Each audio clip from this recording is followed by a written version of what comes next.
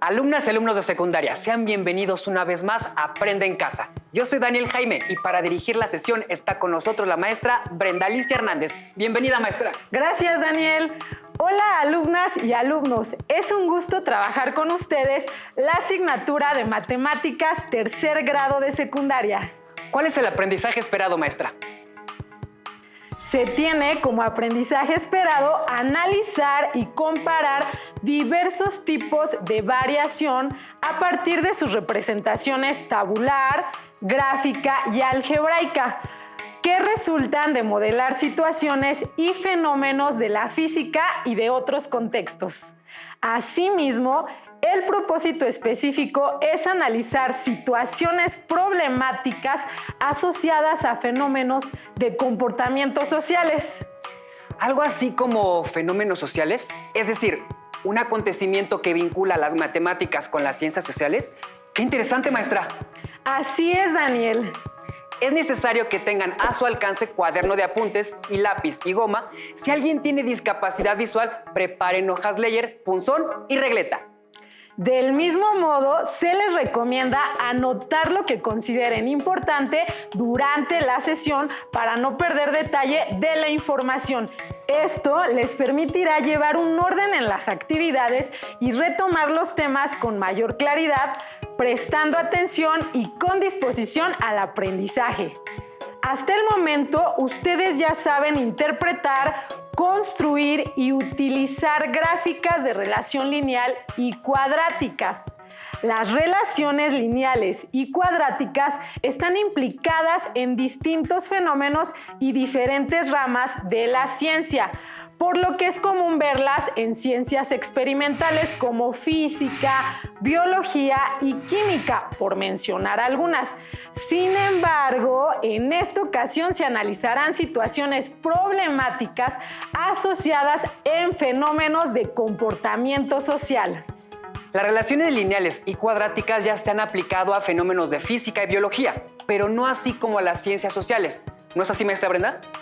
Por esa razón, se conocerá durante la sesión la relación de las matemáticas con las ciencias sociales, pero antes de iniciar, activen sus conocimientos previos. Las representaciones gráficas provienen de relaciones que se representan en un plano cartesiano. Un plano cartesiano se compone de dos rectas numéricas perpendiculares, una horizontal y otra vertical, las cuales se cortan en un punto llamado origen. El eje de las abscisas está dispuesto de manera horizontal y se identifica con la letra X. El eje de las ordenadas está orientado verticalmente y es representado con la letra Y. La relación lineal es el nombre que recibe una expresión algebraica de primer grado, que al ser graficada en el plano cartesiano y unir sus puntos forman una línea recta. La expresión y es igual a 2x negativo es una expresión de relación lineal porque la variable x tiene como exponente el 1. Decrece de manera constante y su gráfica es una recta en el plano. Por otro lado, la expresión y igual a x cuadrada es una relación cuadrática porque el exponente de la variable x es 2.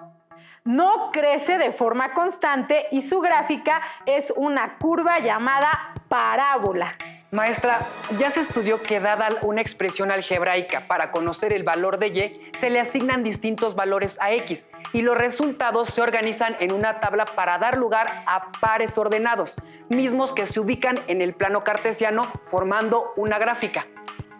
¡Listo! Ya que tienen activados los conocimientos previos, se puede analizar situaciones asociadas a fenómenos en comportamientos sociales. Pero, Daniel, ¿cuáles son los fenómenos sociales? Son los acontecimientos que involucran a la sociedad. Los fenómenos sociales son hechos que involucran a una sociedad. Hay hechos que repercuten en una parte de la sociedad y otros en toda la comunidad. De manera puntual, los fenómenos sociales transcurren dentro de la sociedad, por lo que se trata exclusivamente de las relaciones entre las personas, como se describe en el siguiente audiovisual. ¡Vamos a verlo! Los fenómenos sociales son hechos o problemáticas que ocurren en la vida social y en los que el ser humano interviene y actúa, ya sea participando en el surgimiento, desarrollo o solución de los mismos. Los fenómenos sociales son complejos, tienen diferentes orígenes y variantes, es decir, están sujetos a mutación y cambio. Algunos ejemplos de fenómenos sociales son la pobreza, la migración y la delincuencia, pero también el creciente desarrollo tecnológico, las actuales redes sociales, las culturas emergentes y la intervención del ser humano en el cambio climático, entre otras situaciones. Aunque los fenómenos sociales han existido desde que el hombre se agrupó socialmente, han variado con el tiempo. Por ejemplo, los fenómenos sociales de la Edad Media, como el poder de los señores feudales aliados con la religión, fueron distintos a los que ocurrieron en México en la época prehispánica, como las guerras floridas y los sacrificios a los dioses, por ejemplo. Y aquellos que existen hoy en día les llamamos fenómenos sociales contemporáneos. Muy interesante, ¿no? Algunos fenómenos sociales presentes en nuestra sociedad son la solidaridad ante los desastres naturales, las campañas civiles para movilizar a la población y el cuidado de nuestro entorno. Pero también hay fenómenos que repercuten de manera negativa, como la delincuencia, la violencia intrafamiliar, el desempleo y la discriminación. Se reconocen como negativas porque afectan a una persona, grupo o comunidad. Así también a un grupo minoritario, población segregada por el impacto de la pobreza o el ejercicio de la corrupción, que indistintamente se puede presentar en cualquier entorno. Y para explicarlo se tiene el siguiente audiovisual sobre qué es un problema social. Vamos a verlo. Un problema social es una situación que afecta de manera negativa a un grupo de personas o a toda una población. Y es necesario que se tome en cuenta la opinión pública para que se construya un consenso colectivo y se pueda solucionar. Todo problema social debe contextualizarse en un tiempo y en un espacio determinado, ya que varían de un país o región a otra y a través de los años.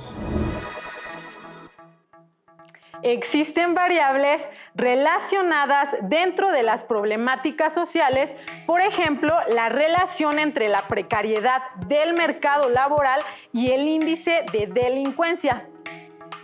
Estas variables comparten una relación que puede ser lineal o cuadrática respecto a su comportamiento. Pero maestra Brenda, ¿cómo intervienen las matemáticas con las situaciones problemáticas que se asocian a los fenómenos sociales? Una de las aportaciones de los modelos matemáticos a las ciencias sociales consiste en proveer universos virtuales para probar hipótesis sobre la dinámica de sistemas sociales específicos. A diferencia de las ciencias experimentales como la biología, la física o la química, en las ciencias sociales la posibilidad de realizar experimentos controlados es limitada. En diversas ocasiones, los sistemas sociales solo son sin posibilidad de modificarlos. Pero en otros casos también pueden tener valor cuantitativo y servir como herramienta de pronóstico. Maestra, qué interesante. ¿Y en cuáles disciplinas de las ciencias sociales intervienen las matemáticas? Las disciplinas de las ciencias sociales se interesan en conocer la realidad humana y el comportamiento de los miembros de las sociedades, así como su evolución durante el tiempo. En la geografía, las ciencias políticas, la psicología, la antropología, la historia, la economía, entre otras, intervienen las matemáticas. Maestra, en la economía se sabe que emplean relaciones lineales y cuadráticas, pero en la psicología, ¿Cómo es posible abordar estas relaciones? Daniel, en la psicología hay variables que mantienen una relación directamente proporcional cuando entre dos variables una depende de otra, generando una relación lineal, o bien existen determinadas variables para relaciones no lineales, cuyos datos trazan un patrón de curva al graficarse. Entonces, siempre que exista una relación de dependencia entre dos variables, están presentes las matemáticas. Así es, Daniel. Y para demostrarlo, se analizan algunas relaciones lineales y cuadráticas presentes en la psicología. La psicología tiene un enfoque llamado conductismo, que estudia la conducta o el comportamiento observable de personas a través de procedimientos objetivos y situaciones experimentales. Esa conducta es cuantificada y puede ser graficada. Por ejemplo, se desea modificar la conducta de un niño quien se levanta de su lugar constantemente, por lo que se anota la frecuencia con la que él actúa. Si esto se registra durante sesiones de 1 hora a lo largo de la semana, se pueden comparar las gráficas resultantes para determinar las acciones que modifiquen su conducta. Regularmente, estas gráficas son lineales, como se muestra en la diapositiva. Una relación cuadrática también está implicada, por ejemplo, en las reacciones emocionales de un paciente deprimido, quien suspende su medicamento sin la autorización del especialista. Es decir, cuando el paciente abandona su tratamiento, se elevan los signos de la depresión debido a la influencia del medicamento en su química cerebral para disminuir su condición. Qué interesante, maestra. Las matemáticas son una buena herramienta para que una persona que se dedica a la psicología tome decisiones respecto al tratamiento de sus pacientes. Las matemáticas permiten definir las variables de interés en cada problema, como establecer hipótesis sobre su comportamiento y las relaciones entre ellas. Pero Daniel, ¿te has preguntado cuántos años podrás llegar a vivir? Y sí, maestra, porque me gustaría ser igual de longevo que mi abuelita. Entonces, para estimar este dato, se utiliza la esperanza de vida, es decir, el número de años que en promedio se espera que viva una persona. ¿Qué información se puede conseguir al estimar la esperanza de vida, maestra? Una esperanza de vida alta indica un mejor desarrollo económico y social en la población. Los datos, al ser graficados, demuestran una relación cuadrática que puede describirse como una función polinomial de grado 2. La gráfica resultante es una parábola en la que se puede observar los datos proporcionados por el INEGI. En 1930, la esperanza de vida para las personas del sexo femenino era de 35 años aproximadamente y para el masculino de 33 años. En 2010, este indicador fue de 77 años para mujeres y alrededor de 71 años para los hombres. Y en 2019 se ubicó en 78 años para las mujeres y cerca de 72 para los hombres. Basados en los datos, se puede argumentar que las mujeres viven en promedio más años que los hombres, como lo muestra la gráfica en color café. Excelente observación, Daniel. Las gráficas permiten una interpretación visual del comportamiento de los datos. Asimismo, las matemáticas permiten analizar los modelos sociales, generar predicciones y reglas de comportamiento verificables. Analicemos entonces otra situación asociada a fenómenos en comportamientos sociales. Un matrimonio es una institución social reconocida como legítima por la sociedad. Esta consiste en la unión de dos personas para establecer una comunidad de vida. De manera opuesta, la palabra divorcio significa separar o apartar a las personas que vivían en relación. En México, en los últimos años, el número de divorcios por cada 100 matrimonios aumentó, como se muestra en la siguiente gráfica. En el año 2000, por cada 100 matrimonios hubo poco más de 7 divorcios. Para el 2016 fueron cerca de 26 el número de divorcios por cada 100 matrimonios. Y durante 2019 se registraron aproximadamente 32 divorcios por cada 100 matrimonios. Como se puede observar, para modelar la relación entre matrimonios y divorcios a lo largo del tiempo, se construyó una gráfica que traza una parábola, es decir, una relación cuadrática cuya expresión algebraica tiene una de las variables elevada al cuadrado. Como ya se sabe, una de las aportaciones de los modelos matemáticos en las ciencias sociales es dar pronósticos sobre ciertos sistemas sociales. Así es, Daniel. Por ejemplo, en el caso de los matrimonios y divorcios, al analizar el comportamiento de la gráfica, se predice que para los próximos años seguirá en aumento el número de divorcios por cada 100 matrimonios. En las ciencias sociales, para realizar la predicción del comportamiento de un fenómeno a los puntos graficados de los datos originales, se les ajusta una curva que represente ese comportamiento.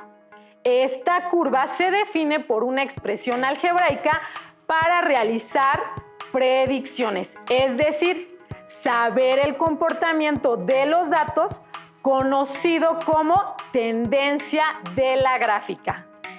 Con relación a las estimaciones gráficas, mi primo argumentaba que él quiere estudiar algo relacionado con ciencias sociales, para así evitar las matemáticas, pero creo que está muy equivocado. Y tienes razón.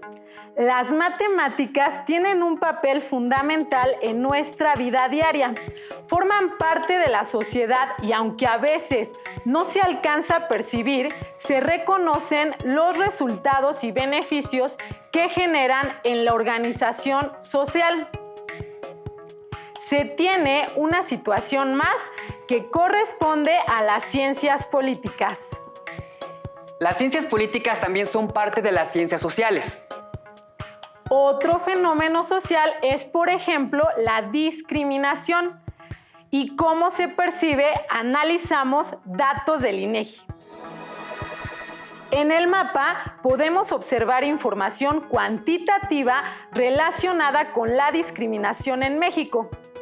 Observamos que se tienen datos del porcentaje de discriminación en personas mayores de 18 años por entidad federativa.